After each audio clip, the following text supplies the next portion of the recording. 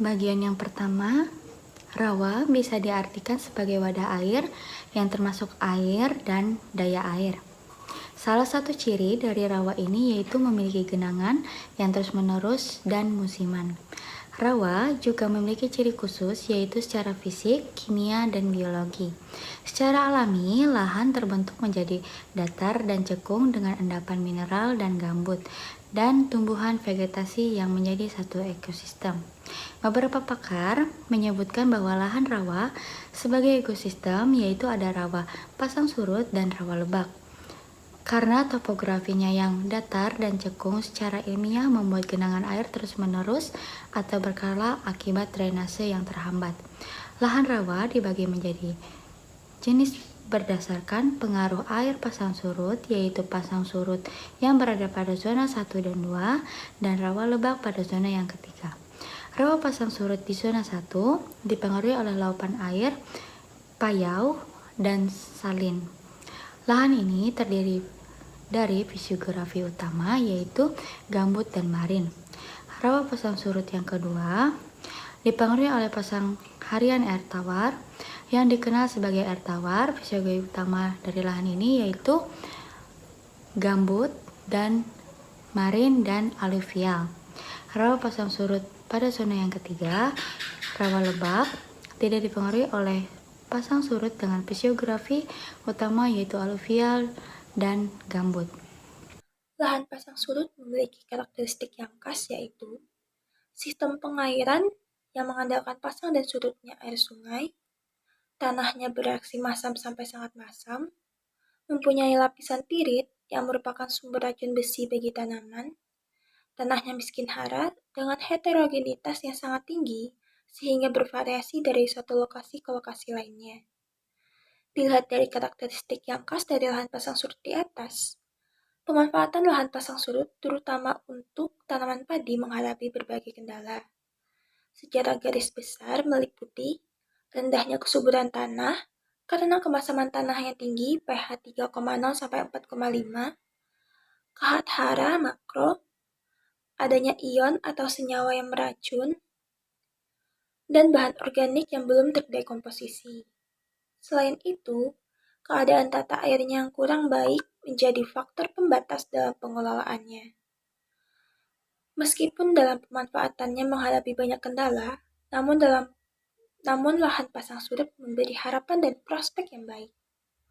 Lahan pasang surut biasanya dicirikan oleh pH tanah rendah, genangan yang dalam, akumulasi zat-zat beracun, salinitas tinggi, kekurangan unsur hara, serangan hama dan penyakit, serta tumbuhnya gulma yang dominan.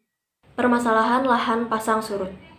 Karakteristik lahan yang menjadi masalah dalam pengembangan pertanian di lahan pasang surut meliputi fluktuasi rejim air, beragamnya kondisi fisiko-kimia tanahnya, tingginya kemasaman tanah, dan asam organik pada lahan gambut, adanya zat beracun, intrusi air garam, dan rendahnya kesuburan alami tanahnya. Khusus untuk lahan sulfat masam meliputi kemasaman tanah dan air sangat tinggi, kandungan aluminium, besi, dan hidrogen sulfida tinggi, dan ketersediaan unsur hara terutama P dan K rendah. Sedangkan untuk lahan gambut meliputi kemasaman tanah dan air tinggi, ketersediaan unsur hara makro dan mikro terutama P, K, Zn, Cu, dan Ba rendah, dan daya serap tanah rendah. Permasalahan lahan pasang surut dicirikan dengan tingkat kemasamannya yang tinggi atau biasa disebut pH rendah.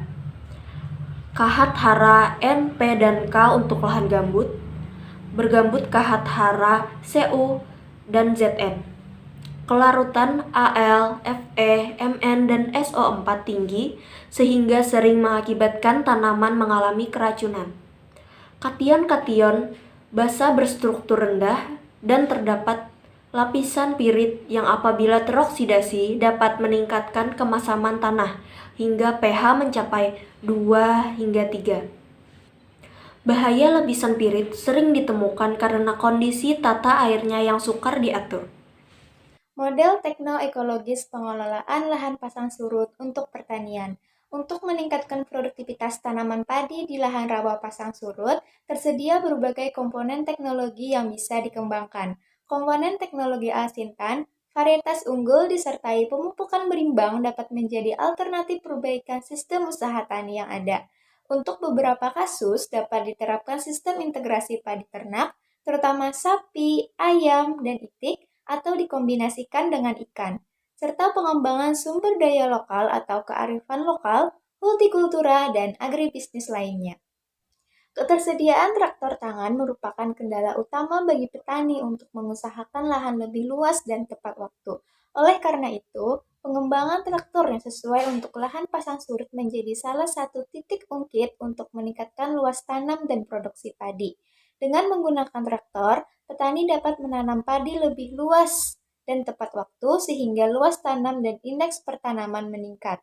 Untuk itu, perlu adanya program bantuan atau kredit lunak untuk pengadaan traktor bagi kelompok tani. Selain traktor, pengembangan mesin perontok dan alat pengering gabah juga merupakan titik ungkit untuk menurunkan kehilangan hasil.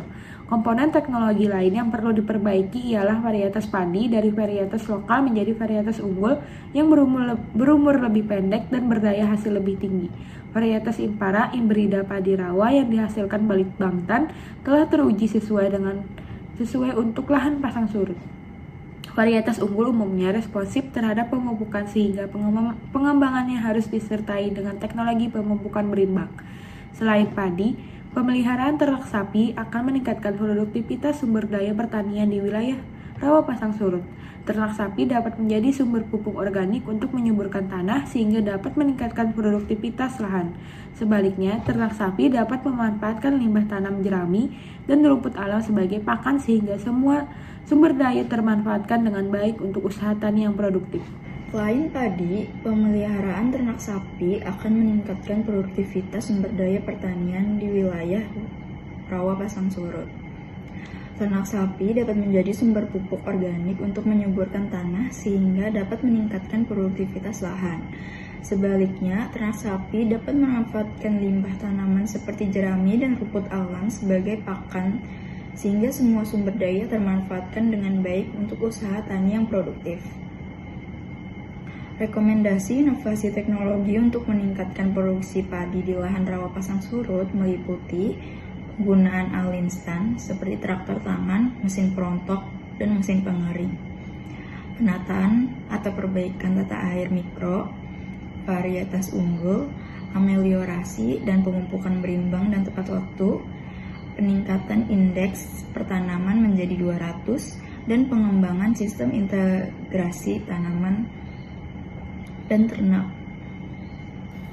Untuk optimalisasi pemanfaatan lahan dan keberlanjutan sistem usaha tani di lahan rawa pasang surut, Bank Libatan telah menyusun model pengembangan lahan rawa pasang surut yang implementasinya dilaksanakan bersama pemerintah daerah. Model tersebut bertujuan untuk meningkatkan indeks pertanaman, produktivitas, dan mutu produk atau beras bermutu. Secara ringkas, model tersebut terdiri atas beberapa komponen, yaitu inovasi teknologi, inovasi kelembagaan, dukungan Pemda seperti infrastruktur, sarana produksi, kebijakan, pendampingan dan penyuluhan, serta lembaga keuangan dan pemasaran. Diagram alir model tersebut disajikan pada inovasi teknologi terdiri atas perbaikan tata air mikro, terutama pembuatan pintu air, penggunaan varietas unggul baru lahan rawa pasang surut atau Impara, kemudian pengolahan lahan air, tanaman dan organisme pengganggu tanaman atau OPT, serta alsintan terutama traktor dan mesin perontok. Inovasi kelembagaan meliputi kelembagaan organisasi petani atau penguatan kelompok tani, kelembagaan penyedia sarana produksi, kelembagaan penyuluhan dan pendampingan, serta kelembagaan pemasaran. Sekian yang dapat kami sampaikan. Untuk salah hilafnya mohon maaf. Terima kasih. Wassalamualaikum warahmatullahi wabarakatuh.